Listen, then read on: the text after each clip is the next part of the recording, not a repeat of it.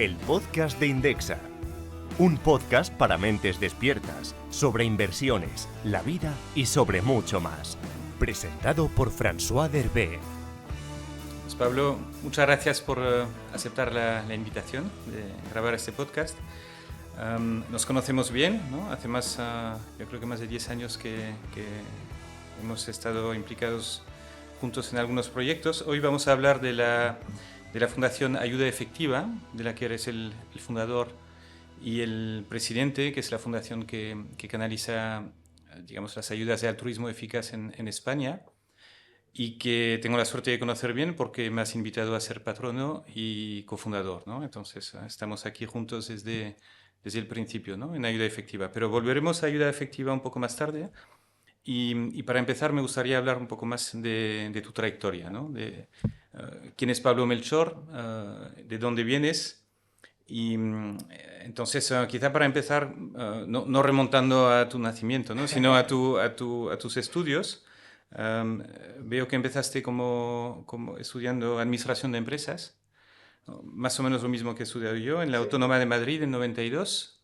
Y no sé si me puedes decir un poco por qué llegaste a esta decisión y si te arrepientes de haber estudiado esto, si volverías a empezar, si estudiarías otra cosa. Vale. Sí, bueno, lo primero, mil gracias por la invitación al podcast de Indexa, un honor.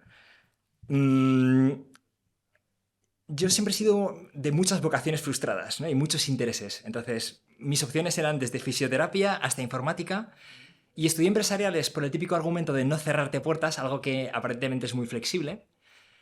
En general digo que solo me aportó vocabulario, básicamente. O sea, creo que es muy difícil aprender a gestionar algo cuando ni siquiera lo has tocado jamás, ¿no? Entonces, si no sabes lo que es una empresa, no has trabajado en una empresa, ¿cómo vas a aprender a gestionarla, ¿no? Es un ejercicio muy teórico y creo que un poco absurdo, ¿no? Con 18 años empezar a aprender a gestionar sin tener una experiencia previa. Respecto a si repetiría o no, yo soy de... O sea, tengo más respecto a mi pasado. Como estoy muy satisfecho con mi vida, pesa más la aversión al riesgo que la oportunidad. Entonces preferiría no tocar nada y no volvería, lo cambiaría. Pero lo que sí te puedo decir, por ejemplo, es que ninguno de mis hijos ha estudiado Administración de Empresas. Tampoco yo les he animado a hacerlo, pero lo cierto es que no les he animado a hacer nada porque les he dejado libertad. Pero tal vez si me hubiera parecido algo especialmente valioso, les habría animado a hacerlo y no ha sido así. Entonces yo considero que realmente todo lo he aprendido trabajando y la carrera me aportó relativamente poco, siendo sincero. Sí, a mí también me gusta no arrepentirme, ¿no? De que luego cuesta más vivir con el arrepentimiento que con otra cosa. Sobre los hijos, yo creo que estudian lo que les da la gana de todas formas, ¿no? Entonces, no sé si es un indicador muy Sí, fiable. bueno, hay padres más directivos, ¿no? Y yo es algo que no hago porque... Bueno, primero porque valoro la libertad individual, cometer tus propios errores, aprender de tu camino. Y segundo porque no creo que yo tenga mejor criterio que mis hijos sobre qué estudiar y ninguno sabemos cómo va a ser el futuro, ¿no? Totalmente. Tú y yo posiblemente seríamos notarios, a lo mejor si hubiéramos hecho lo que nuestros padres valoraban. No sé en Bélgica si también era como la profesión segura. Y a lo mejor nosotros pensaríamos que hay algo verdaderamente con un potencial tremendo ahora y dentro de 10 años habrá cambiado tanto el mundo que cometeremos un error, ¿no? Totalmente. En el fondo hay un paralelismo con las inversiones, no podemos ver el futuro y creo que con nuestros hijos además el coste de imponer una visión de futuro es mayor todavía que el coste financiero de apostar mal, ¿no? Totalmente. Después de tu carrera, pues empezaste a trabajar no recuerdo si en BBVA o en Panda, uno y Bueno, luego el otro. era Argentaria todavía. Era la Argentaria de FG. Sí. En aquella época. Y la verdad es que era un sitio muy interesante. Hay cosas curiosas como que ya en aquella época FG hablaba de internetizar el banco. Sí, ahí estamos en 97, ¿no? Sí. O sea, realmente es el principio de Internet. Sí. Pero ya estás trabajando en BBVA Online. Sí, o Argentaria, ¿no? Tuve Digamos. muchísima suerte. O sea, aquí Sí. la historia fue... yo hice un programa un poco especial en la carrera en el que había prácticas en empresas, estaba bien valorado y Argentaria nos invitó a unas dinámicas de grupo y demás para hacer selección. Y en aquel momento, a tener un equipo además como desarrollo directivo, apostar por talento joven, y me llevaron a una entrevista en la gestora de fondos. Y la persona que me entrevistaba, mientras hablaba conmigo, tenía llamadas de teléfono permanentemente y decía a la gente con la que hablaba que estaba con el coñazo de la selección a ver si terminaba. Me ofrecieron el trabajo. Y tras ofrecérmelo me quedé pensando, ¿no? Yo 18 años, o bueno, no, perdón, 20 y pocos años, ¿qué hago? Acepto esto y decidí llamar a la gente de talento directivo y decirles, mira, es que no me veo en este puesto. Y me dijeron, no te preocupes, Pablo, porque tengo algo increíble para ti que se llama servicios financieros virtuales. un nombre así muy burbujero de gran ambición, para un departamento que precisamente ya tenía esa misión de internetizar el banco en aquella época. Decía antes que lo gracioso es que hoy en día se sigue hablando de transformación digital, ¿no? Es como que lo mismo con diferentes etiquetas ha seguido siendo siempre un objetivo inalcanzado y como muy de moda, ¿no? Pero fue una oportunidad increíble porque mi departamento colgaba directamente el consejero delegado. Y entonces eso me vino muy bien para, desde muy pronto, perder el miedo al estatus, al poder, a los despachos grandes con mesa de madera gruesa y darte cuenta de que todo es gente normal, que en su casa le llaman Pepe en lugar de Don Francisco y Paco, ¿no? En este caso. sí, bueno, he cogido cualquier ejemplo, ¿no?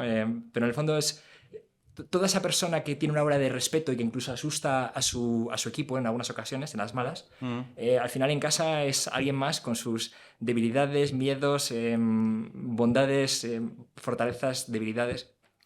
Entonces me vino fenomenal sobre todo para eso, para perder el miedo. Y lo bueno es que también tuve jefes que delegaban mucho desde el principio.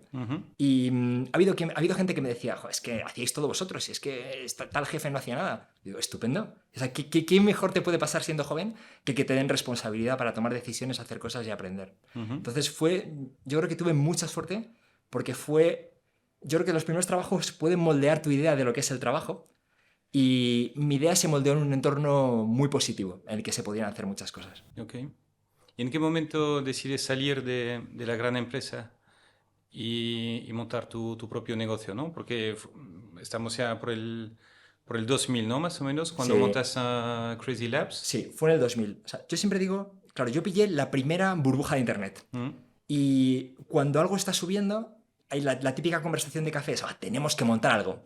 Yo siempre digo, la gente dice, tenemos que montar algo por la mañana, a la hora de comer la mitad ya se han olvidado, o el 90%, a unos pocos se les queda en la cabeza. La mayoría de esos ni lo intentan, y de los que lo intenten, la mayoría se rendirán cuando vean que es mucho más difícil de lo que parecía, y algunos seguirán, ¿no? Sí. Yo ya estuve en esas conversaciones, tenemos que montar algo, pero yo fui el que se lo tomó en serio, el que dijo, verdaderamente, hay una oportunidad aquí de hacer algo interesante. Con mucha ingenuidad. ¿Y era 2000 o 99? Realmente empecé a pensarlo, ¿sí? Yo diría que llevaba pensando en el 98, pero el paso lo di en el 2000. Okay. En el 2000 fue cuando decidí que dejaba todo para emprender y que iba a montar una empresa de Internet. O sea, 2000 es después del estallido de la burbuja.com. Estaba cociéndose, realmente. Sí. O sea, cuando nosotros empezamos fue cuando empezó a ver todas las noticias de las cosas que caían, y todos los grandes nombres de la época, Altavista, Excite y demás, empezaban a irse para abajo. Terra. O sea, Terra perduró. Ese negocio en el que emprendí fue una agencia de marketing digital y Terra fue uno de nuestros clientes, por ejemplo. Sí. Okay. Entonces montas Crazy Labs como agencia de marketing, lo montas pequeñito y luego va creciendo. Exacto. Y pues cuéntanos quizá rápidamente esta época, ¿no? De qué tan grande se ha hecho Crazy Labs, cuántos empleados, no sé cuánto facturaba o beneficios, etcétera. Empezamos sin business plan. Yo empecé con una mesa, un teléfono, y de alguna forma siempre digo en broma que engañé a una joven diseñadora para venir a trabajar conmigo. Lo pasamos muy mal al principio, es dificilísimo entrar desde cero. Una de las cosas que aprendes es lo difícil que es vender y el poder que tiene una marca ya preexistente. Yo creo que siempre minusvaloramos el valor que ya tiene el estar trabajando en algo con un logo conocido, y empezar de cero es difícil. Entonces estuvimos apuradísimos con mis socios. Yo recuerdo dar vueltas a la manzana reflexionando sobre cómo podríamos pagar las nóminas del mes.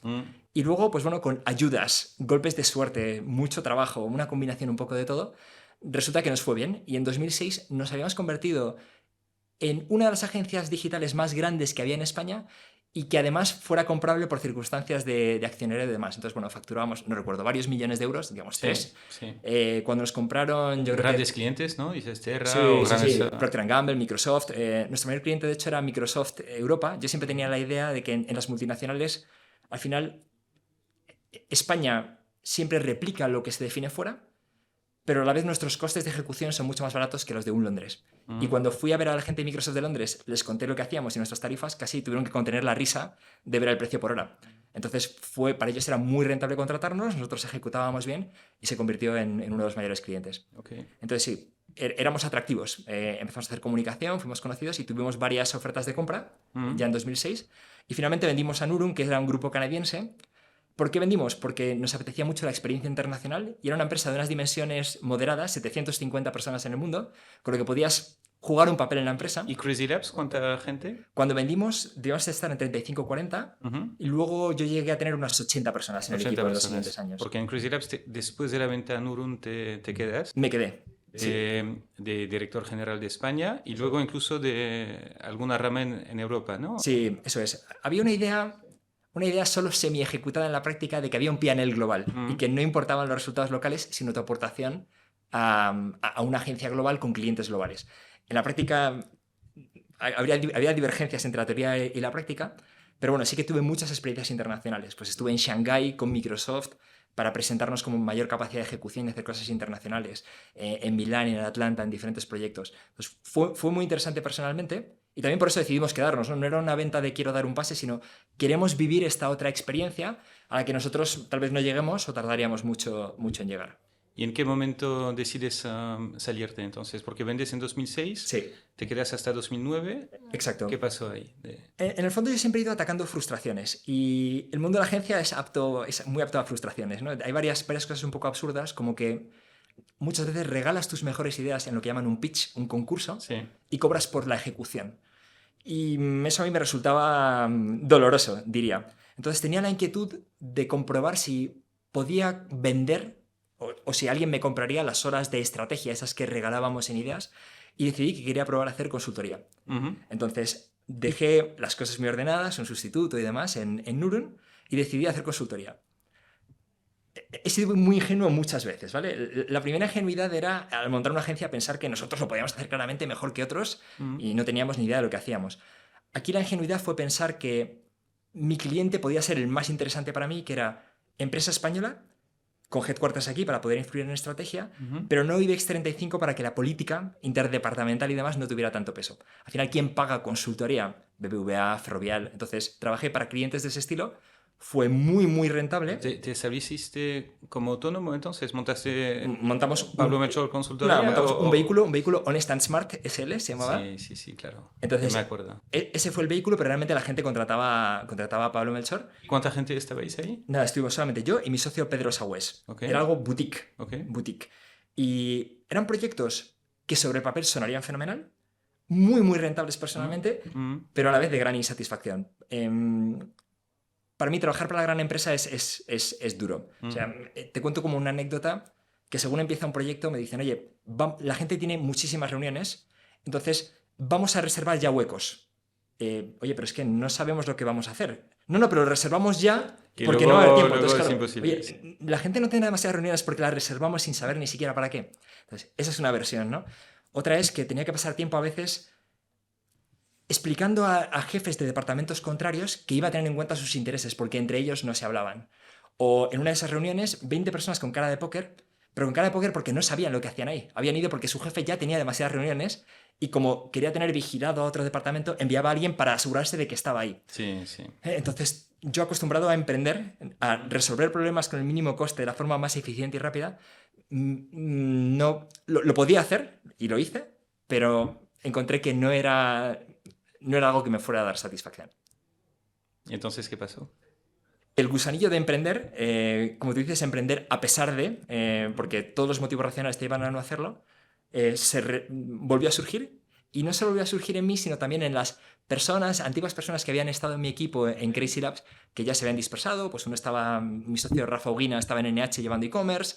Pues nos volvió a picar el gusanillo y decidimos, de nuevo, que también con cierta juventud de idealismo y demás, quemar barcos y meternos en una sala con una pizarra en blanco y post-its para definir cuál iba a ser el siguiente proyecto. O sea, empezasteis con el equipo sin el proyecto. Sí. Y ahí a buscar una idea, ¿no? Exacto.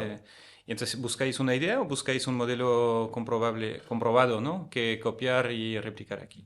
Había un requisito básico que era, agotados de vender servicios, queríamos algo en lo que no hiciera falta justificar y convencer, que no influyera en nuestra capacidad de persuasión o el PowerPoint, sino que algo que tuviera una etiqueta de precio online y el mercado fuera el que demostrara si eso se vende o no se vende. Okay. Entonces, ese realmente era el único requisito. A partir de ahí empezamos a ver ideas. Si buscábamos una necesidad de un poco, no universal, pero una necesidad que existiera y por la que pensáramos que la gente estaría dispuesta a pagar. Y de ahí surgió una idea. De nuevo, aquí hubo ingenuidad una vez más, en mi opinión, que es regalador.com. Y la idea de Regalador era vamos a ayudar a la gente a encontrar el regalo perfecto para cualquier tipo de persona. Sí. Porque todos nos hemos encontrado en la necesidad de no saber qué regalar a mi mujer, a la que regalaré flores y un colgante, ¿y ahora qué? O qué regalo a un niño de 3 años si no tengo hijos, o qué regalo a un hombre de 60 al que le gusta el golf cuando Sí. yo no sé nada de golf, ¿no? Entonces pensábamos que con tecnología deberíamos poder resolver ese problema. ¿Y había un caso de éxito de regalador en Estados Unidos, en Inglaterra o en...? Había ejemplos. Existía Gifts.com, por ejemplo, en Estados Unidos. En Inglaterra existía Firebox, que había migrado mucho hacia una idea de regalos originales, pero había proyectos en los que inspirarse. Ok. Y estamos en 2011, ¿no? Estamos en... Sí, creo recordar que la primera venta online fue en octubre de 2011. Muy bien. Una persona de Huelva que metió la tarjeta de crédito y compró algo en esta web que acaba de salir. Ok.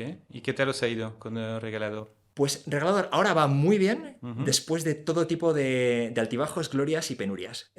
Fue fenomenal al principio, Ujú. sobre todo porque teníamos muy buen SEO, muy buen posicionamiento en buscadores y recibíamos mucho tráfico sin tener que invertir dinero para conseguirlo. Sí. Entonces eso nos dio un arranque muy bueno. Y después hubo un momento en que la curva empezó a estabilizarse. Mm. Y desde entonces ha habido un proceso de transformación que han liderado ya sobre todo mis socios Pedro y Rafa, en el que primero han buscado una estructura de márgenes muchísimo más sana que la que teníamos al principio y luego han empezado a crear producto propio que está teniendo mucho éxito. Ok. ¿Hasta qué año estás a tiempo completo en el regalador? Estuve hasta finales del 2017, hasta enero de 2018. Ok. sea, Estás estuve 7 años, 7 años. full time, consejero delegado, director general, ¿no? Cofundador Sí. y ahí tirando del carro. Cuando vas a salir o cuando empiezas a pensar en otra cosa, 2018, ¿qué tan grande es un regalador? En términos de facturación, quizá. Pues parecido, debía estar, o sea, todavía mucho más. Uno de los motivos para pensar que tal vez había que hacer cambios y podría ser una oportunidad de hacer cosas diferentes era que el crecimiento no había sido el que esperábamos. Entonces, a lo mejor había alcanzado unos 3 millones de euros de facturación, pero habíamos empezado juntos varias personas, aspirábamos a más, Okay. realmente. No es un mal resultado, pero aspirábamos a más y entonces había posibilidad de replantearse cosas, aunque fuera doloroso, porque después de emprender durante mucho tiempo con la misma gente, se crean unos vínculos fuertes, Sí. ¿no? Entonces fue complejo, pero bueno, yo creo que tomamos decisiones difíciles y correctas a toro pasado. ¿Y qué pasó entonces? Lo que hicimos fue, en primer lugar, plantearnos no seguir todos empujando el carro, sino que algunos de nosotros tal vez podíamos dejarlo. Y yo lo que planteé es que tenía inquietudes y por preferencia personal casi preferiría hacer otras cosas, Ujú. pero que si hacía falta por responsabilidad estaría dispuesto a ser de los que nos quedábamos. Pero al final uno de mis socios, Pedro, decidió que él tenía ganas de tirar del carro. Entonces dejamos todo absolutamente ordenado, hablamos con los inversores. Me sorprendió muchísimo lo que nos dijeron los inversores, ¿no? Nos dijeron, oye, bravo, porque normalmente a nosotros nos llegan las decisiones de hacer cambios difíciles cuando es demasiado tarde. Sí. Y vosotros estáis tomando medidas. Y respecto a que... ¿Quiénes son los inversores ahí? Ahí teníamos a Caviedes, Ujú. representados por José, aquí en Madrid, y Van Quinter. Ok. Y la verdad es que fueron muy buenos inversores, muy de dejarnos... De vosotros sois quienes conocéis el negocio. Incluso en este punto es, vosotros sois quienes conocéis el negocio. Si después de hablarlo entre vosotros nos decís que pensáis que esta es la mejor solución, Ok. no tenemos nada que decir. Y Pablo, si tú me dices que estás pensando en otro tipo de proyectos más sociales, que es lo que nos va a llevar a ayuda efectiva, no solo me parece bien, sino que me interesa, cuéntame más. Esa fue la reacción.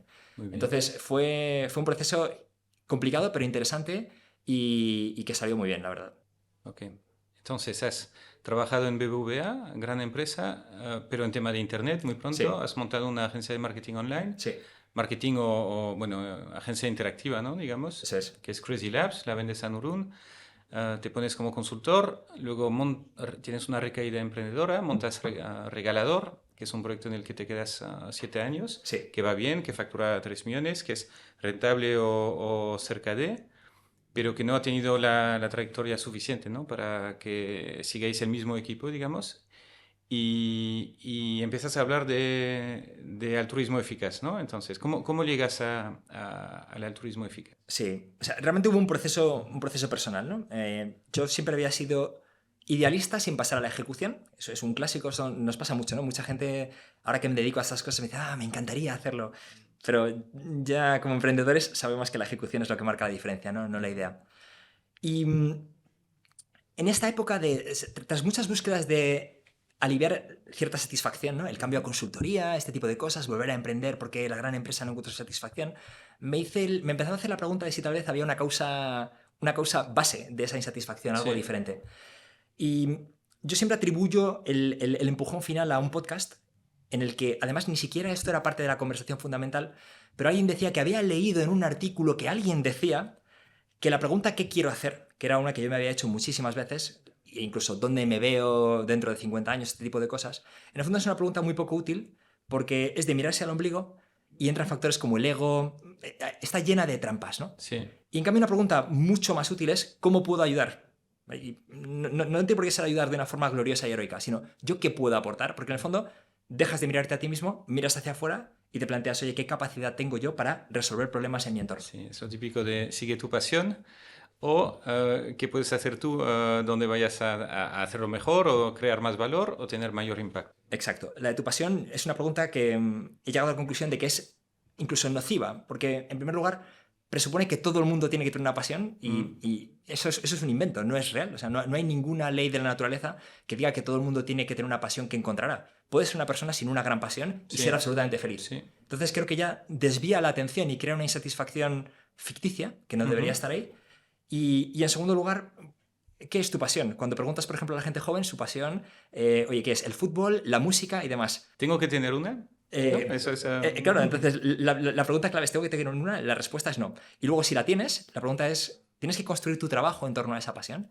Y creo que la respuesta, en la inmensa mayoría de las ocasiones, es que no. Es que no. Es que tú puedes tener una pasión, pero trabajar en otra cosa y estar perfectamente satisfecho de tu trabajo, porque está demostrado que lo que da la satisfacción al trabajo no es esa idea de una conexión con una pasión, sino sentir que aprendes, que progresas, que tu equipo te apoya, que haces algo que tiene una cierta utilidad o generas un cierto valor. Y que lo haces bien. Y que lo haces bien, exacto. Sí. Y esa sensación de maestría, de dedicarte a algo que vas aprendiendo, genera satisfacción.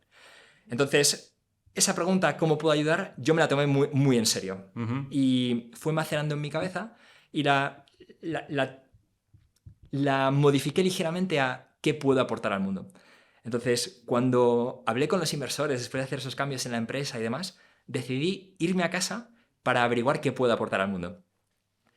Ingenuamente, una vez más... Te fuiste a casa literalmente, ¿no? Literalmente. Dejaste de trabajar, el testigo lo recogieron el resto del equipo en el regalador. Exacto. Y te pones en tu casa disponible para pensar, ¿no? Sí, justo. Me levantaba por las mañanas con la misión de sentarme a intentar averiguar qué podía aportar al mundo. Sentarme, hablar con mucha gente.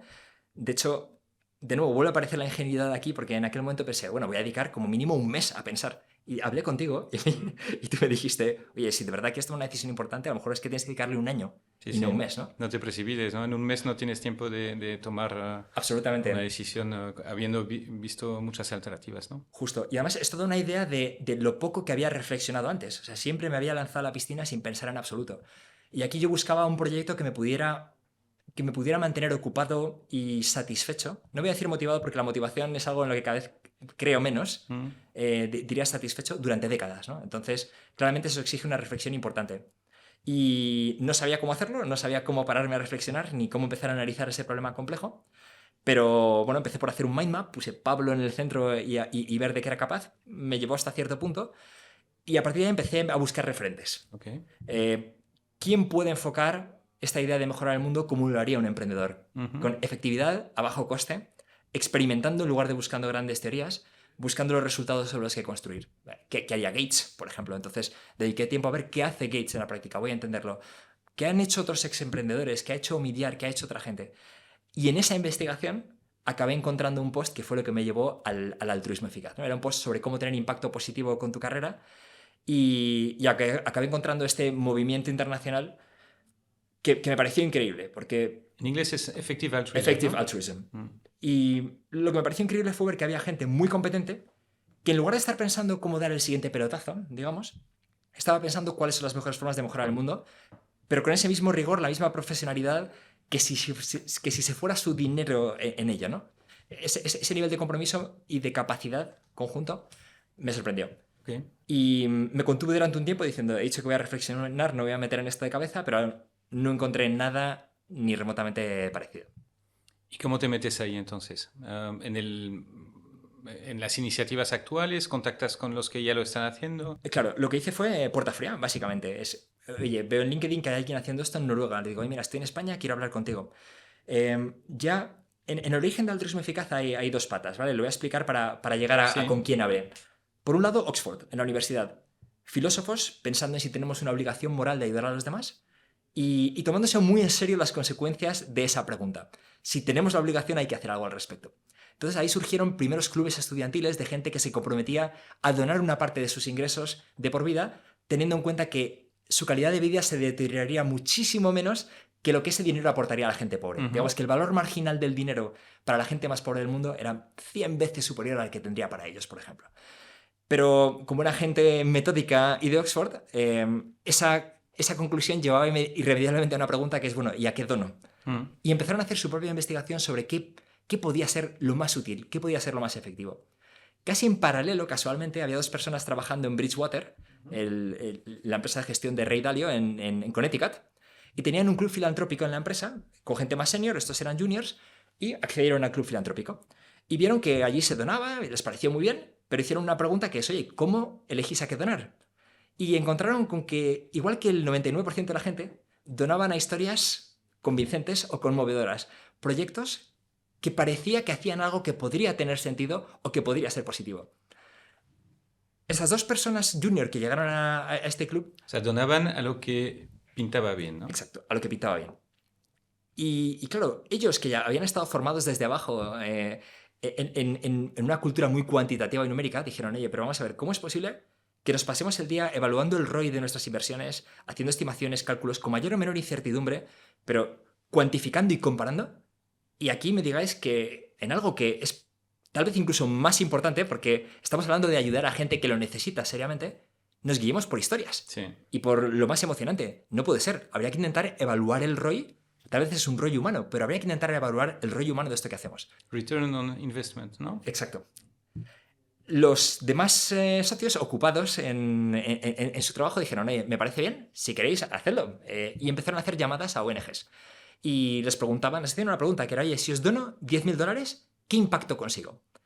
Y lo que se encontraron fue que no es que hubiera una falta de transparencia, opacidad, que no quisieran dar esa información, sino que las ONGs no lo sabían. Falta de datos, ¿no? Exacto. Cada una se había dedicado a resolver un problema que parecía importante, Sí. con mucha buena voluntad, pero sin cuantificar.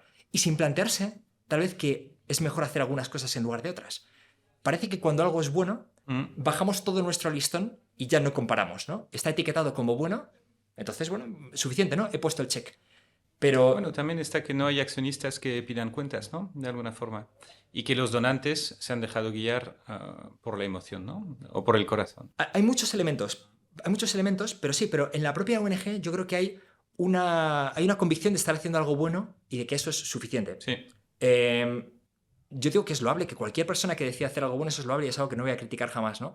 Pero tal vez tengo el lujo de poder plantearme, o he tenido el lujo de poder plantearme, si hay unas alternativas mejores que otras. Y esta gente en Bridgewater se lo planteó y decidió que como las propias ONGs no tenían datos, iban a tener que hacerlo ellos. Consiguieron $300.000 de seed capital de sus compañeros de trabajo y montaron el primer evaluador independiente riguroso de iniciativas para mejorar las circunstancias de gente que vive en pobreza extrema. Se llama GiveWell. GiveWell. Esto ocurrió en la primera década de los 2000, entonces ahora llevan ya, no sé, digamos 15 años haciendo investigación. Hoy en día dedican 40.000 horas al año de investigación. Sigue siendo el referente, ¿no? En medición de impacto. Es el referente y influye en un porcentaje ridículo de todo lo que hacemos en filantropía y en España era absolutamente desconocido. Okay. ¿Vale? Entonces, bueno, si quieres, hago una pausa ahora que hemos explicado un poco cómo surgió el altruismo eficaz. Bueno, por cierto, ni siquiera lo hemos definido. Oye, ¿qué es esto del altruismo eficaz? ¿No? Entonces, el altruismo eficaz es un proyecto intelectual llevado a la práctica, ¿vale? Tiene una rama de ideas y una rama clara de acción que pretende encontrar las mejores formas de ayudar a los demás. Entonces, esto que parece muy sencillo y de perogrullo es algo que, como decía, no hacemos. Implica reconocer que no todas las formas de ayudar son igual de buenas, que si hacemos investigación es normal que encontremos opciones mejores que la que hemos elegido a voleo, o el que nos ha parado por la calle siendo más pesado con un chaleco recaudando, y que como las diferencias de impacto pueden ser relevantes, este proyecto merece la pena, merece recursos y merece el mismo rigor que dedicaríamos a otras actividades como las empresariales, ¿no? Yo a veces explico que podríamos, de forma muy simplificada, decir que lo que intentamos es hacer bien el bien, y otra forma de mirarlo es la versión empresarial de la ayuda, solo que el beneficio no es un retorno financiero, sino que es un retorno humano. ¿Vale? Entonces... Tenemos los filósofos en Oxford que plantean el movimiento. Sí. Tenemos los emprendedores que salen de Bridgewater y que montan GiveWell para empezar a medir el impacto. Y estos empiezan ya, como dices, hace 15 años, ¿no? Eso es. Ya llevaban mucho recorrido cuando tú llegas hace 5 años a mirar qué se está haciendo. En un momento que ya estaba muy conocido probablemente en Estados Unidos, pero poco conocido en España, digamos. Sí, casi absolutamente desconocido. Y volvemos a la pregunta de entonces cómo entro ahí, ¿no? Pues llamada en frío.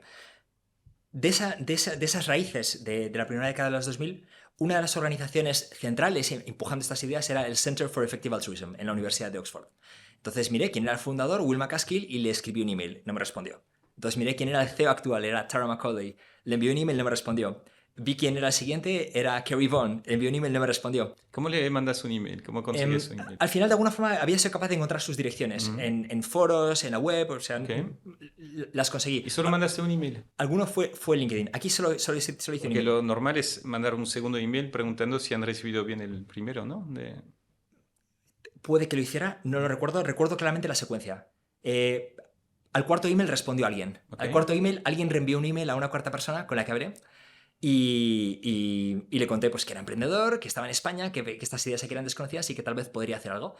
Esta persona me dijo, oye, mira, ahora mismo estamos en un momento en que se han sumado grandes filántropos al movimiento y casi nos interesa más dar a conocer las ideas entre gente joven con talento para que se planteen que tal vez podrían dedicar su carrera a una actividad de alto impacto.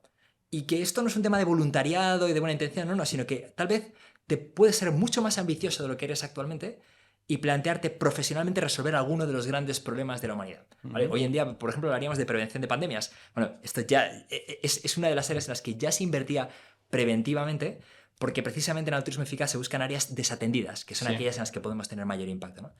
Entonces, como paso inicial, empecé a hacer ese trabajo de lo que ellos llaman construir comunidad, básicamente dar a conocer las ideas, pero tras conversaciones con algunas personas, como tú, por ejemplo, decidí llegué a la conclusión de que mi impacto podría estar más en lo que había sido mi idea original, que era cómo difundir en España la idea de que puedes tener un impacto enorme con tus donaciones si las haces bien y que podemos donar en base a datos sabiendo lo que conseguimos. Y no solo podemos, sino que tal vez es una de las mejores cosas que podemos hacer con una parte de nuestros recursos. De ahí surgió la idea de crear la fundación que hemos llamado Fundación Ayuda Efectiva, que promueve precisamente eso. Donar a aquellas causas que con una misma cantidad de dinero consiguen un mayor retorno. Es lo mismo que buscaríamos en nuestras inversiones y que entendemos perfectamente y que resulta tan ajeno en el mundo de la ayuda. Mi objetivo realmente, mi misión sería intentar que esto fuera una norma cultural, que fuera casi tan incuestionable como lavarnos los dientes por las mañanas. ¿Y por qué crear una fundación nueva? ¿No podíamos empezar a donar a las que ya existían? Yo a todo el mundo le digo que todo el mundo que me dice que quiere crear una fundación, mi recomendación es que no lo haga. Y creo que el único motivo para hacerlo es que verdaderamente no encuentres una opción de hacer lo que quieres en lo que ya existe. Sí. En este caso estábamos en esta situación. ¿Por qué? Porque ¿cómo se crean fundaciones? Normalmente alguien crea una fundación porque en su familia ha habido una enfermedad concreta, les ha tocado de cerca y se ponen a resolverla. O se han encontrado en un viaje a Sierra Leona con un caso concreto en una aldea que les ha tocado personalmente y se ponen a trabajar en ello, ¿no? Pero ninguno de estos casos parte de esa reflexión previa de el mundo está lleno de problemas, cuáles me han tocado cerca, con cuáles me he encontrado, es absolutamente aleatorio. Si voy a dedicar mi dinero y mi esfuerzo, tal vez debería elegir el problema en el que más impacto puedo tener, independientemente de si se ha pasado por delante de mí o no. Esto tiene unas raíces filosóficas muy profundas, ¿no? Y que son clave y nos planteamos muy poco, ¿vale? Una de ellas es la pregunta de si una vida humana vale lo mismo en cualquier lugar del mundo, por ejemplo. La mayoría de la gente creo que ante la pregunta diría, por supuesto, pero sin embargo no actuamos en consecuencia. Preferimos ayudar en lo cercano, nos centramos en aquello que podemos ver o aquello que nos hace sentirnos bien. Incorporamos en la ayuda elementos que no tienen nada que ver con cuántas vidas podemos salvar o cuánto podemos ayudar a las personas independientemente de dónde estén. Incluso la elección de una enfermedad de una cosa en concreto que es tan aleatoria yo me la he replanteado absolutamente, ¿vale? Yo siempre cuento que en mi caso, por ejemplo, mi padre murió de melanoma y yo pensaba que a mí me importaba mucho el melanoma y doné investigación de melanoma. Pero tras estos años de reflexión me di cuenta que a mí el melanoma me da igual. A mí lo que me importaba era el sufrimiento de perder a mi padre. Y el sufrimiento de perder a un padre ocurre igual con melanoma que con guerra, que con hambre, que con sida, que con cualquier tipo de enfermedad. La enfermedad es casi accesorio, es una anécdota dentro de esa historia de sufrimiento. Y puestos a aliviar sufrimiento, parece lógico aliviar cuanto más mejor. ¿Dónde puedo hacer eso? Sí. Entonces, esa es la pregunta que me mueve y que mueve Ayuda Efectiva. Es cómo con nuestros recursos aliviamos la máxima cantidad de sufrimiento posible. Da igual dónde en el mundo y da igual cuál sea la causa. Lo que nos importa es la efectividad. ¿Cuánto cuesta salvar una vida en España? Pues no hay buenos datos de lo que cuesta salvar una vida. A ver, la pregunta es complicada, ¿vale? Y vamos a enfocarla desde diferentes puntos, ¿no? A veces la gente lo confunde con cuál es el valor de una vida, ¿no? Y la típica respuesta es la de que es un valor incalculable y demás. Sí. En la práctica sabemos que no es así porque ponemos limitaciones, ¿no? Hay un ejemplo que es... Y ni siquiera ponemos limitaciones solo de precio, sino de otras cuestiones. Si limitáramos la velocidad máxima de autopistas a 30 km por hora, posiblemente eliminaríamos por completo, o en carreteras, todos los accidentes de tráfico, pero no estamos dispuestos a hacerlos. Las muertes, ¿no? Por accidentes. Sí, exacto, todas las muertes por accidente, perdón. Pero no estamos dispuestos a hacerlo porque consideramos que ese coste de tener que ir a 30 km por hora no justifica eliminar hacerlo el riesgo. Son decisiones que estamos tomando de manera inconsciente a nivel sociedad.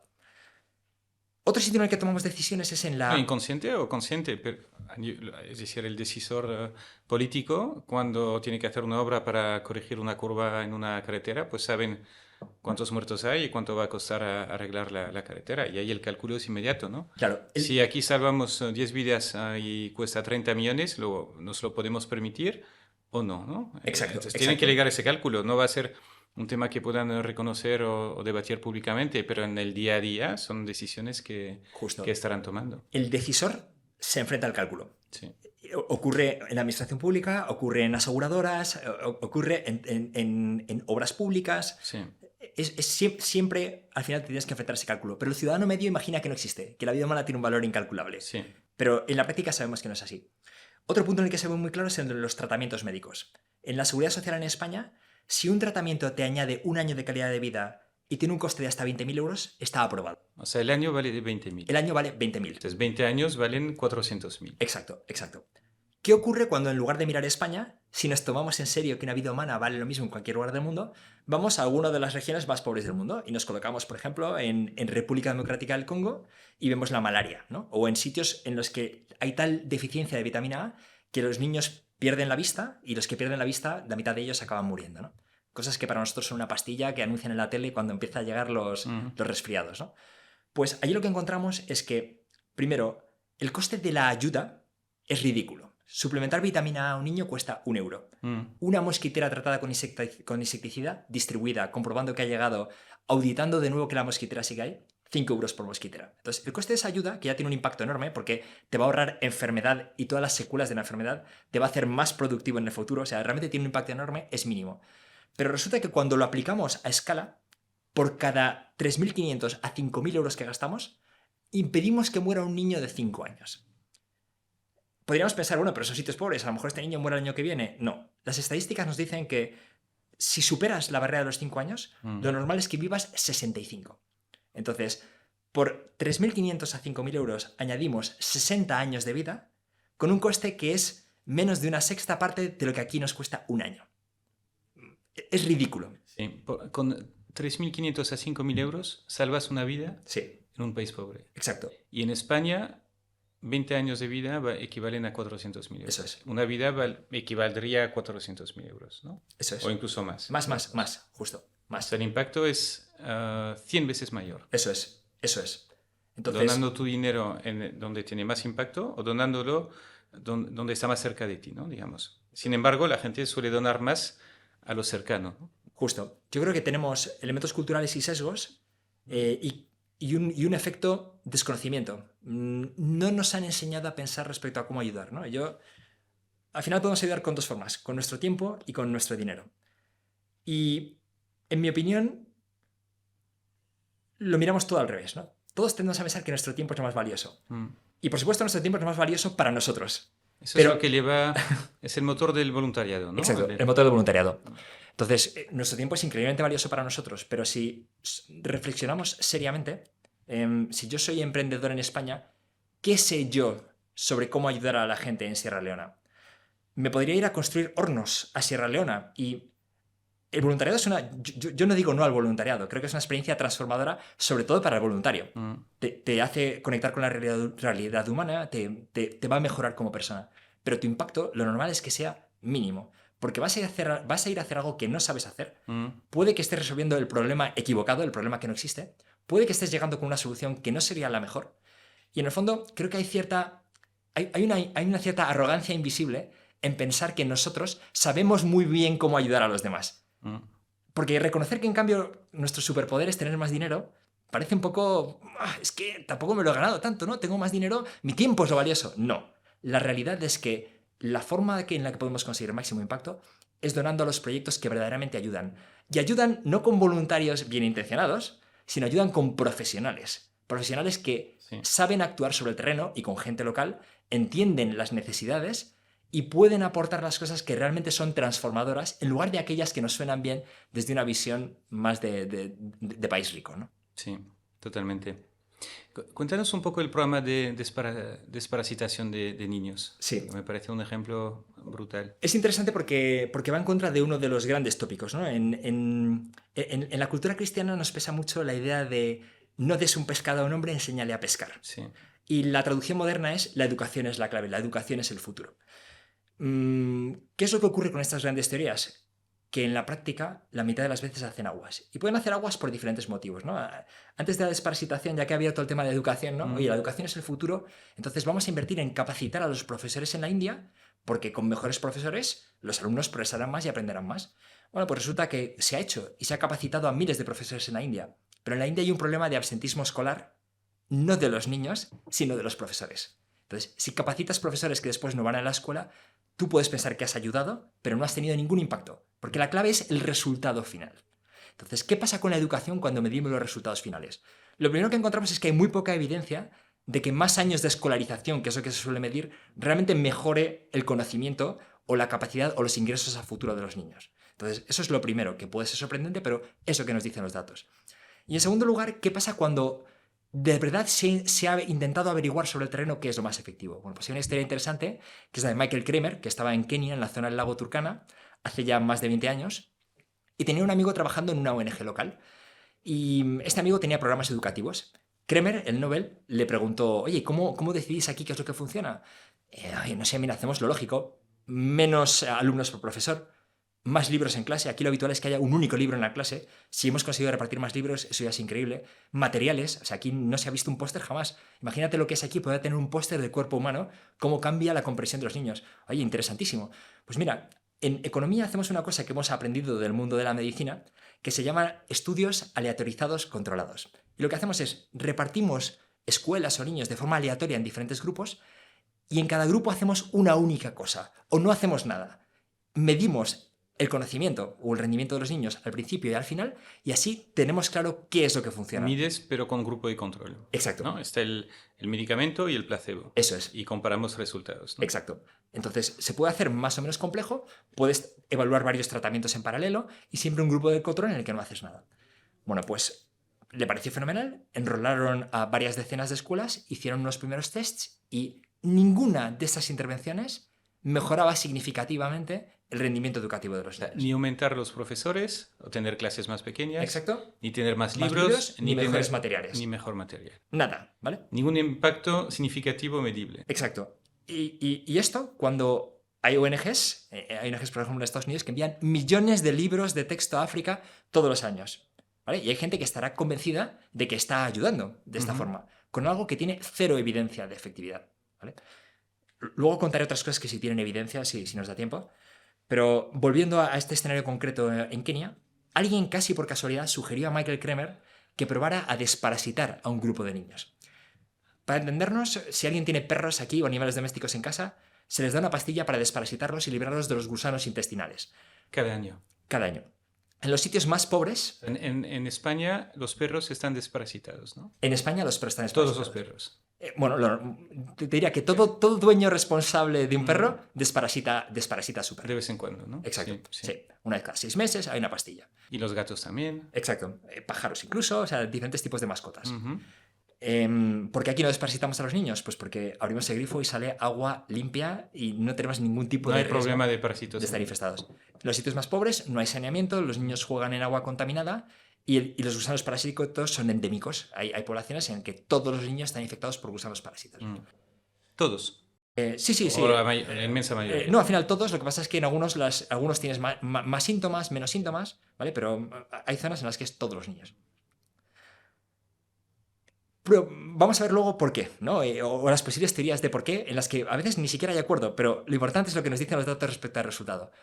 Prueban a un grupo en el que la intervención no es ni reducir el número de alumnos, ni más libros, ni mejores materiales, sino simplemente dar una pastilla a todos los niños con un coste de menos de €1 al año por niño. Sí. ¿Vale? O sea, comparamos con la logística de envío de libros, profesores formados. €1 de una pastilla en la boca. Lo que no has dicho es que el parásito le merma, ¿no?, al niño. Claro, compite con su cuerpo, le Justo. absorbe los nutrientes y le reduce su capacidad de aprendizaje. Justo. O sea, que donar profesores, libros, material educativo a un niño con parásitos, al final es luchar contra la corriente, porque el niño no tiene la capacidad, ¿no?, Exacto, de estás tirando el aprender. dinero. Estás tirando el dinero. Pero realmente la secuencia me gusta contarla al revés, porque realmente después de hacer este estudio se comprobó que el grupo desparasitado destacaba claramente respecto a los otros. Cuéntanos. Entonces, claro, ahí la pregunta es ¿por qué? Oye, ¿cómo es posible que haciendo algo que no tiene nada que ver con educación,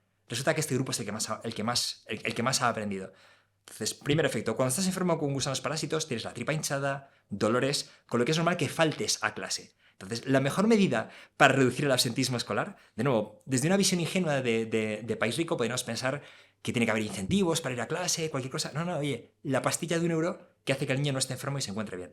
Segundo, cuando un niño está enfermo va a clase y no se entera. Tercero, hay una hipótesis que es que los gusanos compiten con el niño por los micronutrientes. En el fondo tienes algo dentro de ti que está absorbiendo el hierro que tú necesitas. Entonces, la consecuencia de esto, lo increíble es que se ha evaluado a lo largo de ya 20 años. Y no solo es que esos niños tuvieran un mejor rendimiento educativo cuando habían recibido tratamiento de desparasitación, es que 20 años después se ha conseguido seguir al 85% de los niños de las 75 escuelas analizadas, o sea, es un estudio de una calidad muy inusual. Los niños que recibieron entre 2 y 3 años más de tratamiento de desparasitación, tienen un 14% más de ingresos como adultos. O sea, una pastilla de €1 al año aumenta un 14% tus ingresos. O sea, esto es inaudito. O sea, esa relación coste-efectividad es increíble. Y va en contra de todas Y nuestras ahí no intuiciones. salvamos vidas, pero mejoramos vidas, ¿no? Exacto, mejoramos vidas. Con una mejor educación a través de la desparasitación. Eso es. Esa relación entre las vidas y mejorar vidas es interesante, ¿no?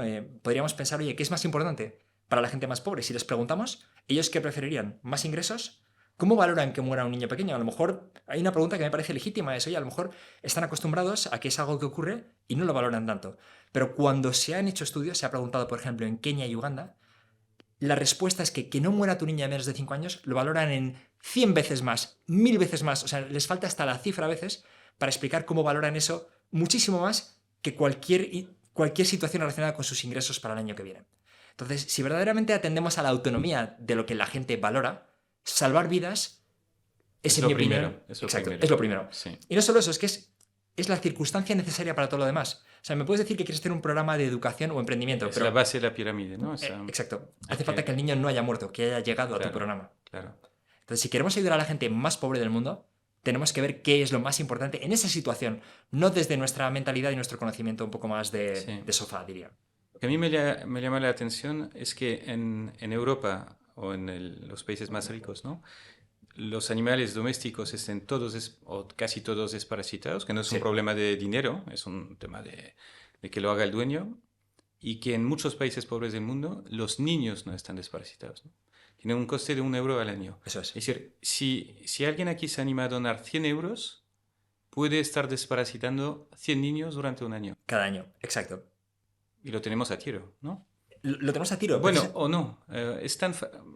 Si volvemos a la fundación, Sí, una de mis preguntas antes era ¿por qué montas una fundación nueva si hay muchas? sí. Pero bueno, no había fundaciones de ayuda efectiva en España, ¿no? Claro, O sea, primero, ¿por qué no donamos a una fundación inglesa, una fundación americana? claro, podrías hacerlo, pero tener una fundación en España, primero, genera una relación legal con la fundación que te da bastantes garantías Mm. y, en segundo lugar, te da deducción fiscal. Entonces, la deducción fiscal sería un gran error no aprovechar la deducción fiscal. Multiplica tu impacto, ¿no? Realmente. Exacto. Poder donar con deducción. Es que si donamos a una fundación fuera de España es muy difícil aplicarse la deducción, casi imposible. Casi ¿no? imposible. Entonces necesitábamos un vehículo español, ¿no? Un vehículo, una institución, ¿no? Española, una fundación a la que poder donar en España para poder aplicarnos la deducción, ¿no? ¿Es Exacto, esto? exacto. Ok. La peculiaridad de ayuda efectiva es que no pide dinero para ayuda efectiva. Ayuda efectiva pide dinero para financiar los mejores proyectos. Sí, sí. Esa es la idea. Entonces montas la fundación porque hacía falta, ¿no? Monto la fundación porque hacía falta. Otra forma de decirlo es que monto la fundación a la que yo quería donar. Sí. Yo soy uno de los primeros clientes donantes de la fundación. Totalmente. Bueno, entonces sobre la Fundación Ayuda Efectiva, cuéntanos un poco cuándo la montas y cómo está ahora, ¿no? En términos de volumen, de dinero donado, de número de donantes, no sé si alguna idea del impacto que hemos tenido. Sí, por supuesto. La idea de la fundación ya surgió en 2018, en esas primeras etapas de involucración con el altruismo eficaz. Crear una fundación es notoriamente farragoso en España. Y realmente empezamos nuestras operaciones ya con una web online a mediados de 2020, en junio de 2020. Okay. Entonces, desde junio de 2020 hasta ahora hemos ya obtenido para financiar los mejores proyectos 1,3 millones de euros. Y lo interesante no es esa cantidad, sino el resultado. Sabemos que gracias a ayuda efectiva estamos ya a punto de salvar 200 vidas. ¿Vale? Estamos en 196 ahora mismo. Y esto, según cómo de cuantitativo seas, ¿tiene impacto o no tiene impacto? Yo intento traducir esto a colegios. Entonces, a la gente que tenga hijos, les invito a imaginar un curso entero o 2 cursos enteros del colegio de sus hijos. Vidas salvadas. Exacto. Pues hemos impedido que mueran 2 cursos enteros del colegio de sus hijos. Y no porque tengamos un gran mérito, sino simplemente canalizando nuestra ayuda a los proyectos que sabemos que son más efectivos. Y esta cifra es relativamente pequeña comparada con otra que es la del número de personas que hemos ayudado. Y aquí lo increíble es que hemos ayudado ya a casi 600.000 personas porque estos tratamientos son increíblemente baratos. Conseguimos un impacto enorme. No todas las personas a las que ayudamos habrían muerto, por eso somos muy rigurosos en el cálculo de las vidas salvadas. Yo podría decir, oye, con una mosquitera de 5 euros salvas una vida. No. ¿Quién mide esto entonces? ¿Quién valida los datos? Claro, esto lo mide GiveWell. A la hora de, siendo emprendedor o emprendedores también en el patronato, lo que no tiene sentido es reinventar la rueda. Y si tenemos a GiveWell que dedica esas 40.000 horas al año al investigar cuáles son los mejores proyectos, no tiene ningún sentido que nosotros hagamos otra cosa más que apoyarnos en su investigación. Entonces, GiveWell es nuestro principal partner de investigación. Nosotros tomamos sus datos, seleccionamos los proyectos a los que pensamos que podemos aportar más. No solo eso, de entre todo lo que hace GiveWell seleccionamos lo más seguro, lo que podríamos llamar el Standard & Poor's de la efectividad en la ayuda humanitaria, y que analizamos las donaciones a esos proyectos en los que el impacto es muchísimo más cierto y decenas o cientos de veces más alto que el que conseguiríamos donando aleatoriamente a cualquier ONG de la que hemos visto un anuncio. Si el trabajo de la fundación es canalizar los donativos de los donantes, la mayoría no elige a qué quiere donar, ¿no? Dona para que la fundación haga la distribución la más efectiva posible, con el mayor impacto. También algunos eligen un programa, ¿no? Específico. Sí. ¿Qué mix tienes más o menos de gente que lo dona al Fondo Salud Global, ¿no? Que es la delegación a la fundación para que done donde tiene más impacto, y otros que tienen una inversión, un donativo más finalista, digamos? Sí.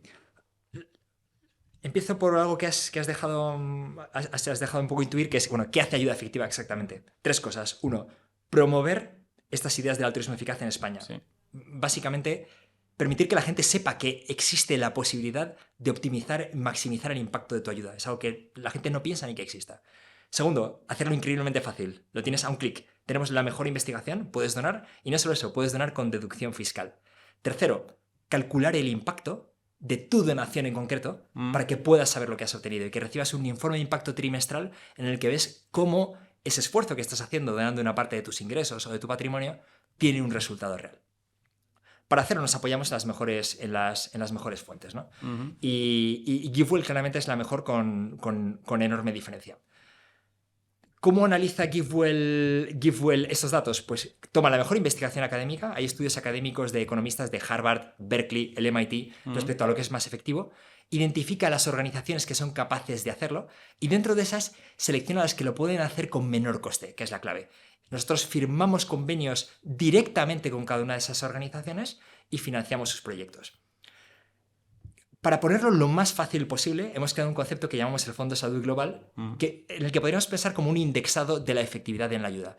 Si tú donas al Fondo Salud Global, el fondo trimestralmente vuelca el 100% de los recursos obtenidos a los proyectos que en ese momento son los más efectivos, los que salvan más vidas o ayudan a más personas con el mismo coste. Okay. Ese mix no cambia continuamente, pero ya ha habido ajustes a la composición. Cuando tenemos nueva investigación, nuevas oportunidades, nuevos desarrollos, cuando algo sobre lo que teníamos una evidencia relativa ha acumulado suficiente evidencia sólida, entonces esos proyectos que son los blue chip, digamos, son los que nosotros incorporamos en el Fondo de Salud Global.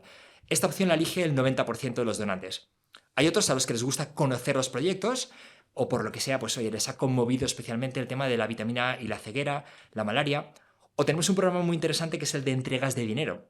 Hay gente, para los donantes que valoran por encima de todo lo demás la autonomía personal, tenemos la opción de entregar dinero directamente a gente en pobreza extrema. Sí. No es a gobiernos, no es a intermediarios, sino que es dinero móvil, se entrega a una SIM determinada que se ha distribuido entre aldeas rurales que viven en pobreza extrema, que por cierto no hemos definido. Pobreza extrema es vivir con menos de 39 euros al mes a paridad de poder adquisitivo. O sea, es el equivalente de si nos sueltan en la calle en Madrid, Barcelona, Cuenca, Zaragoza, con 39 euros para todo. Eso es lo que tenemos. Pues hay más de 600 millones de personas viviendo en esa situación. Oh. Son muchos, pero cada vez son menos. El mundo a la vez va mejor, ¿no? Sí, era un 90% de la población mundial, ¿no? Hace 100 años. Exacto. Y ahora estamos en menos de 10. Eso es. Ahora ya vamos camino de nos vamos a acercar hacia estamos camino de los 9.000 millones y ahora son unos 600 millones de personas las que viven en esta situación. Entonces, vamos a mejor, pero hay cosas... Pero queda mucho por hacer. Queda mucho por hacer y hay cosas increíblemente efectivas que podemos hacer para ayudar hoy de forma muy fácil. Sí. Bueno, con Indexa hemos creado un equipo en ayuda efectiva, ¿no? Entonces, la web de ayuda efectiva es ayudaefectiva.org y luego tenemos el equipo Indexa, que es ayudaefectiva.org/Indexa. Eso es. ¿Por qué creamos un equipo? Porque es una forma de donar que queremos, a la que queremos participar, queremos darla a conocer. Entonces montamos este equipo, ya somos 41 donantes, que es gente que ha decidido donar vía nuestra página, pero es simbólico en el fondo, no cambia nada la donación, ¿no? Simplemente es un concursillo que tenemos entre páginas de equipo. Perdón, he dicho /Indexa, no es /Indexa, es /C/Indexa, ¿no? Tenemos /Indexa, redirigimos directamente. Vale, también. Hemos donado 84.000 euros ya. Hemos salvado 6 vidas y hemos ayudado a 18.000 personas, ¿no? Es el equipo de donantes que se han apuntado vía la página, de los cuales 7.500 niños desparasitados. Eso es para volver al ejemplo que dimos antes. Si alguien quiere donar ayuda efectiva, puede entrar en la página de equipo de Indexa o puede entrar en directo a la página principal, da igual, el resultado va a ser el mismo. ¿Cuánto tiempo necesitas para hacer un donativo? Para alguien para quien es la primera visita a la web. En 5 minutos has donado, pedimos los datos mínimos. ¿Qué pedimos? Pedimos los datos, básicamente la identificación fiscal para que puedas optar a la deducción. No es porque vayamos a utilizarlo. El NIF, ¿no? Es el NIF para que ayuda efectiva informe a Hacienda del donativo. Eso es. Y que automáticamente se deduzca de la parte que se pueda deducir, ¿no? Exacto. Así de fácil. Se puede donar con domiciliación bancaria, se puede donar con tarjeta. En las donaciones puntuales se puede donar por transferencia también. Okay. Tienes libertad absoluta para estructurar tu donación como prefieras y de la forma que prefieras. Puedes donar una vez, puedes donar de forma recurrente. Exacto. Yo tengo un argumento siempre... ¿Hay un mínimo? 5 euros. 5 euros. Sí. Yo tengo un argumento... 5 euros, 5 minutos. 5 euros, 5 minutos, sí. Menos de 5. Eso es. Tengo un argumento sobre por qué donar recurrentemente y es que, en mi visión, realmente Si estas ideas resultan convincentes, no resultan convincentes hoy, van a resultar convincentes también mañana, pasada y Sí. dentro de un año. Y yo veo la donación como parte de nuestro portfolio o nuestra distribución de ingresos. Creo que igual que una parte la gastas, otra parte la ahorras, otra parte a lo mejor la reservas para una compra grande, ¿no? Y no la inviertes a largo plazo. Yo sí creo que la donación debería ser una parte regular de lo que hacemos. Yo creo que cuesta menos también donar un poco, de forma recurrente, ¿no? Que una donación grande. Digamos, si te acostumbras, entra en tu rutina y ya de forma mensual, por ejemplo, pues va saliendo y se va cargando. Es todo automático. Sí. Si alguien dona 100 euros, ¿cómo sabe cuánto va a los proyectos y cuánto va a la fundación? Sí. Nosotros, en la inmensa mayoría de los casos, damos al donante la opción de elegir cómo quiere que funcione. Entonces, si alguien quiere donar 100 euros y que el 100% lo redirijamos a un proyecto, puede hacerlo perfectamente. Entra en ayudaefectiva.org, va a Dona, elige el proyecto y le daremos la opción de añadir un importe para apoyar nuestra labor si cree que es valiosa. Sí. Si por lo que sea prefiere que el 100% vaya al proyecto, va a ocurrir. Entonces, intentamos siempre que sea posible dar elección al donante.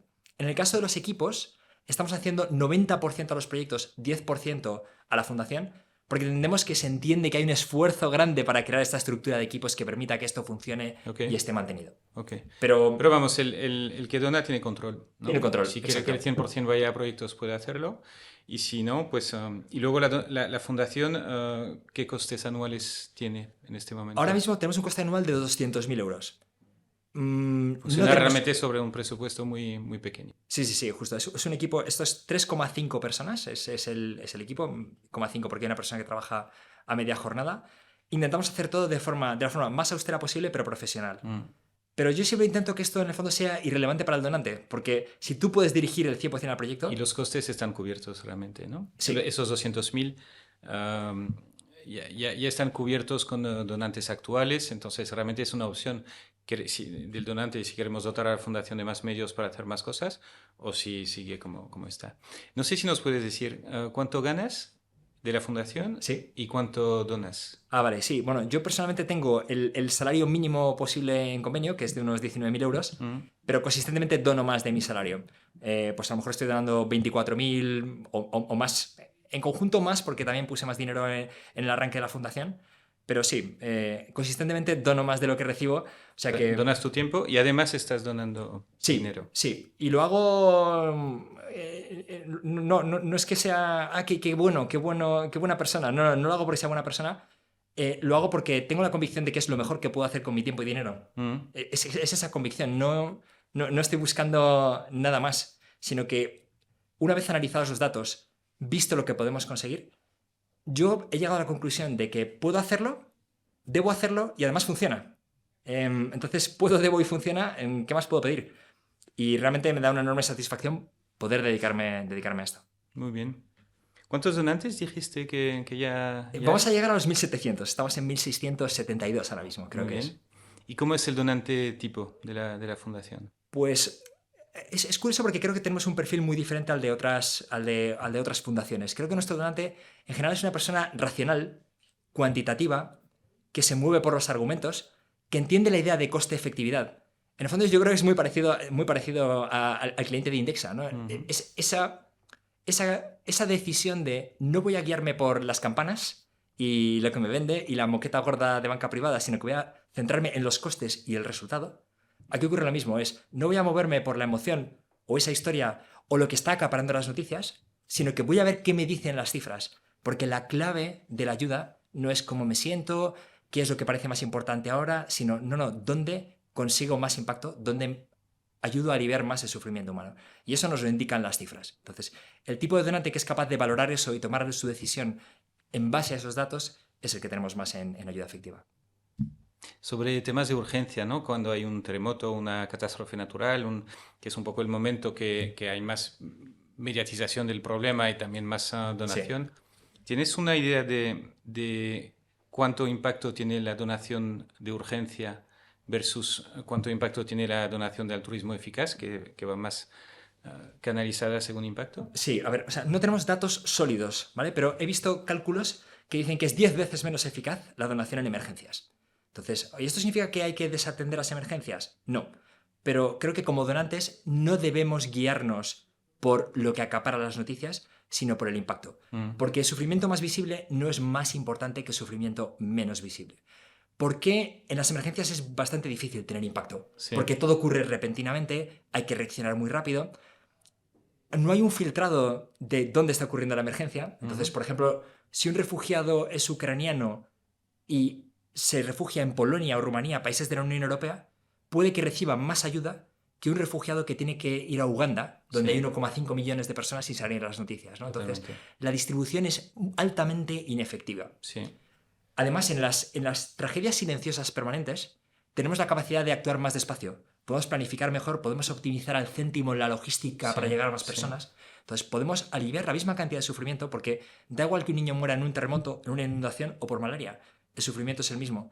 Podemos hacer muchísimo más de forma más organizada y eficiente. Esto no debería ser así. Esto nos indica lo mal que está el mundo, ¿no? Que podamos actuar tan tranquilamente sobre cosas tan dramáticas, ¿no? Sí. Pero los datos son incuestionables. Mucho más eficaz donar en tragedia permanente que en tragedia mediática. Me quedo con el dato, ¿no? 10 veces más eficaz. Donación con impacto de eficaz que de urgencia. Sí. Y entre donar en la calle al que te propone donar a una ONG y donar a ayuda efectiva. Sí, vamos a ver, yo creo que alguna vez creo que lo hemos hablado, ¿no? Yo les digo a mis hijos que no se compra nada que te paren en la calle para venderte o si llaman a tu puerta o si te llaman por teléfono para vendértelo, ¿no?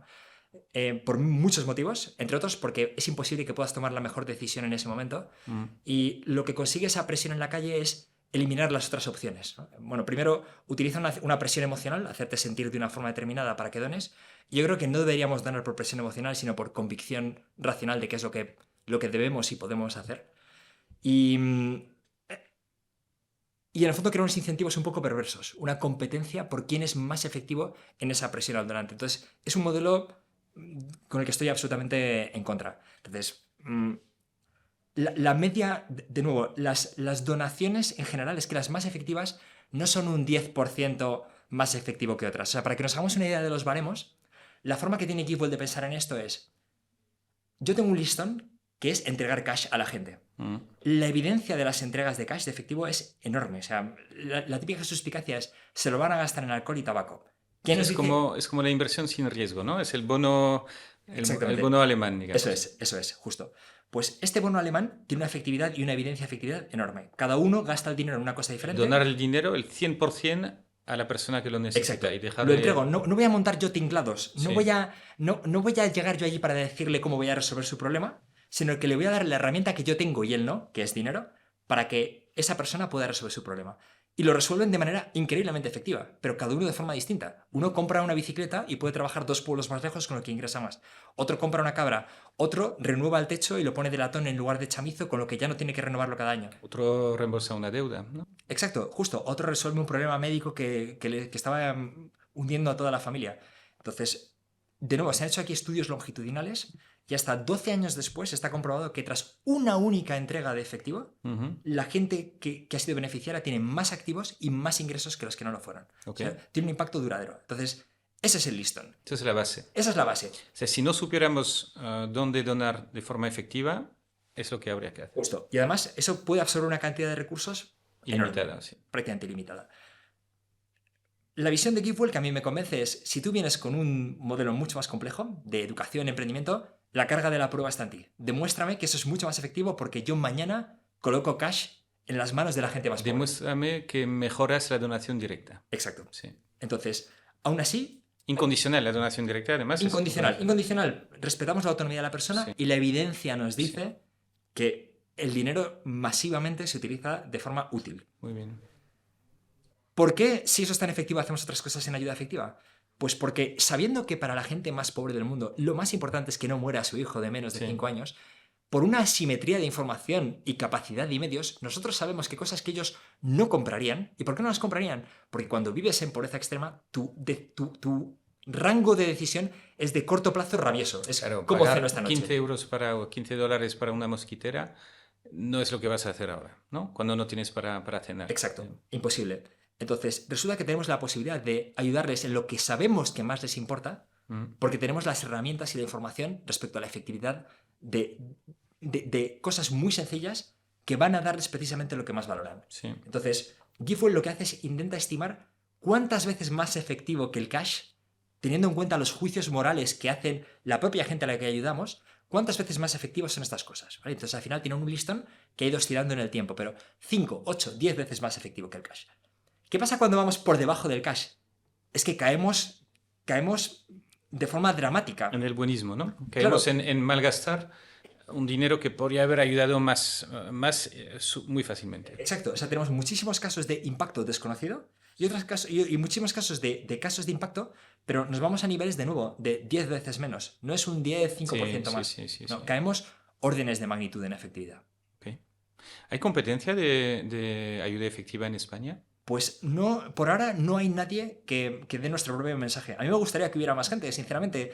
Para mí lo ideal sería que ayuda efectiva no existiera, como decíamos antes, ¿no? En lugar de haber tenido que crearla, poder haber apoyado cualquier otra fundación, ¿no? Okay. Y creo que simplemente si se extiende este concepto de la efectividad y más gente empieza a tenerlo en cuenta, en lugar de elegir esa causa que tocó cerca, sino que se plantee desde el momento cero dónde puedo tener más impacto, sería positivo. Sí. Por ahora somos en España los únicos e intentamos obtener la máxima difusión posible. Muy bien. ¿Y dónde ves el proyecto a largo plazo?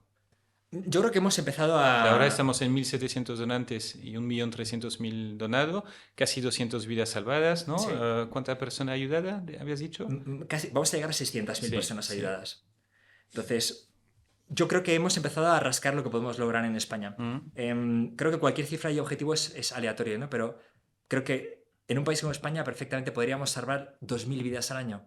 2 colegios enteros. En lugar de donar al año. 1.300.000 acumulado, podríamos canalizar millones, ¿no? De Exacto. donativos. Podríamos canalizar 10 millones de euros al año perfectamente. O sea, no hay un límite. El límite creo que depende de la difusión que obtengan estas ideas y la decisión individual de voy a guiarme por los datos o voy a hacer aquello a lo que estoy acostumbrado, ¿no? Hay un punto de... Hay un objetivo inicial de 1 millón donados que hemos pasado el año pasado. Sí. ¿El siguiente objetivo, entonces? Ahora hemos decidido comunicarlo en términos de impacto. Nos hemos puesto el objetivo de 500 vidas salvadas. Muy bien. Entonces, estamos actualmente al 39% de ese objetivo. Muy bien. Y todos pueden ayudar. Basta con entrar y donar algo, ¿no? Todos pueden ayudar. Para mí, igual que el interés compuesto obra la magia en las inversiones, lo cierto es que donando una pequeña cantidad, podríamos encontrarnos con que cada una de las personas que nos están escuchando puede terminar su vida habiendo salvado 10. Entonces, imaginemos el efecto exponencial que tiene que cada persona salve 10 donando regularmente, ¿no? Sin un esfuerzo que afecta a tu calidad de vida. Para mí, ese es el interés compuesto de este tipo de ayuda. Muy bien. Tengo un par de preguntas no relacionadas con ayuda efectiva. Luego volvemos si hay algo más que quieras añadir. Una pregunta que me gusta hacer siempre es ¿dónde inviertes tu dinero, ¿no? No dónde recomiendas invertir, sino dónde inviertes el tuyo. Sí, a ver, la pregunta es buena, ¿eh? Igual que para mí me da mucha seguridad decir que yo dono a ayuda efectiva y puedo decir a la gente que done con nosotros. En inversiones hay un producto que a lo mejor te suena, se llama los fondos indexados, que me parece interesante. Yo, primero, por mi orientación a los datos y a lo cuantificable. Y segundo, por mi estilo de vida, no me gusta dedicar tiempo a gestionar inversiones. No me gusta tener que construir portfolios complicados. Te diría que el 90% de mi patrimonio en Indexa. Muy bien, es una buena elección. Sí, bueno, he mentido. No todo está tengo el 90% en fondos indexados, pero no tengo todo en España. ¿Vale? Pero básicamente es el modelo Indexa. Sí. Es el modelo que claramente encaja en mi filosofía de vida. Sé que puedo invertir, me olvido, y sé que nunca voy a cometer la tontería de concentrar el riesgo o elegir aleatoriamente un sector, una empresa en concreto, intentar hacer timing. Creo que los datos demuestran, yo diría que demuestran que es la mejor opción, no sé si para el 99% de la gente, y claramente me parece la decisión inteligente y que además me libera un poco de la gestión de las inversiones. Gracias. Y la otra pregunta es si tienes alguna idea de quién podríamos invitar a este podcast, ¿no? Una sugerencia. Sí. Ya habéis invitado a gente interesante y temas que me interesaban, pues por ejemplo, un Luis Caviedes o independencia financiera. Pero me gustaría algún emprendedor austero, sería interesante. tú mencionas mucho Marek, ¿no? Marek Fotor, que habla de primero usuarios, luego clientes, después inversores. Creo que ese tipo de filosofía tendría un hueco interesante aquí en el podcast. Y he pensado, por ejemplo, me gustó mucho, Joan Tubau entrevistó a Lucas Jack, un profesor de historia económica argentino, que hablaba de cómo es vivir con hiperinflación. Entonces, parte de las carteras de Indexa son bonos indexados a la inflación, pero creo que ahora estos años hemos visto lo que es tener una inflación significativa en España. Habíamos tendido a olvidarlo. Creo que profundizar en este tema y las implicaciones reales en el comportamiento de la gente de la inflación es muy interesante. Me gustaría. Muy bien, muchas gracias. Y antes de acabar, no sé si hay algo más que quieras añadir que hemos dejado de lado sobre ayuda efectiva o algún consejo, lo que quieras. Sí, bueno, yo lo primero es animaría a la gente desde luego a pasar por ayudaefectiva.org, donen o no, solamente para leer, para averiguar más sobre estos temas.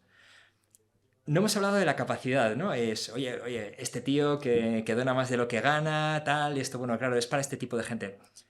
Hay un dato bastante revelador, que es que si cobras el salario mediano en España, que es de unos 19.000 euros netos al mes, estás en el top 5% por ingresos del planeta. Y no somos en absoluto conscientes de esto. Uh-huh. ¿Por qué? Pues porque ¿quiénes son ricos? Siempre los que tienen más que yo, ¿no? Yo miro hacia arriba, veo quiénes son, pero si mirar hacia abajo vería que estamos encima, en lo alto de una pirámide inmensa. ¿El salario mediano español está en el 1% mundial?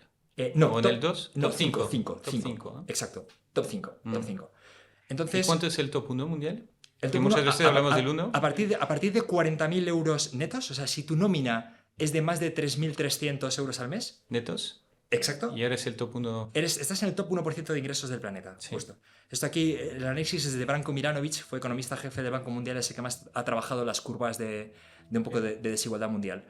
Entonces, cuando combinas esto con que en los países más pobres el impacto es por 100 respecto a lo que puedes conseguir en España, la conclusión es que el valor marginal, lo que te aportan a ti los últimos 1.000, 2.000 o 5.000 euros que ingresas, es relativamente pequeño, no cambia, no transforma tu calidad de vida, pero en cambio puedes estar salvando una vida al año en un país pobre.